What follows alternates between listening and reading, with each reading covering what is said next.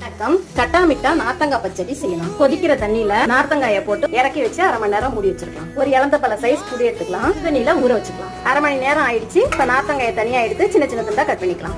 எடுத்துட்டு நார்த்தங்காயை சின்ன சின்ன துண்டா கட் பண்ணியாச்சு. 6 பச்சை மிளகாய் கழுவிட்டு 2 துண்டா கட் பண்ணிக்கலாம். ஊறுகாய் தாளிச்சுக்கலாம். 10 ஸ்பூன் ஆயில், அரை ஸ்பூன் கடுகு உளுத்தம் பருப்பு. கடுகு பொரிஞ்சிடுச்சு. பச்சை மிளகாயை சேர்த்துக்கலாம். பச்சை மிளகாய் வதங்கிடுச்சு. நார்த்தங்காயை சேர்த்துக்கலாம். 5 நிமிஷம் நல்லா வதக்கிக்கலாம். நல்லா வதங்கிடுச்சு. புளியை கெட்டியா கரைச்சு ஊத்தியாச்சு. 1 ஸ்பூன் தனி மிளகாய் தூள், 1 ஸ்பூன் கல்லுப்பு, ஸ்பூன் மஞ்சள் தூள், ஸ்பூனுக்கு கொஞ்சம் கூட பெருங்காயத்தூள், அரைத்த வெந்தயத்தூள் 1/4 ஸ்பூன், 1 துண்டு வெல்லம். எல்லாத்தையும் நல்லா கலந்துக்கலாம். திக்கா சுண்டி வர வரைக்கும் இதை நல்லா வேக விட்டுக்கலாம். புளிப்பு, காரம், இனிப்பு டேஸ்டோட எல்லா சுவையும் கலந்து சூப்பரா இருக்கும்.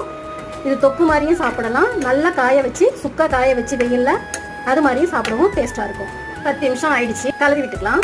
15 நிமிஷத்துல சுவையான கட்டாமிட்டா நார்த்தங்காய் பச்சடி ரெடி ஆயிடுச்சு. செம வாசனையா டேஸ்டா இருக்கும். இந்த ரெசிபியை ட்ரை பண்ணி பார்த்துட்டு கமெண்ட் சொல்லுங்க. வீடியோ சப்ஸ்கிரைப் பண்ணிட்டு பாருங்க. வீடியோ பிடிச்சிருந்தா லைக் பண்ணுங்க.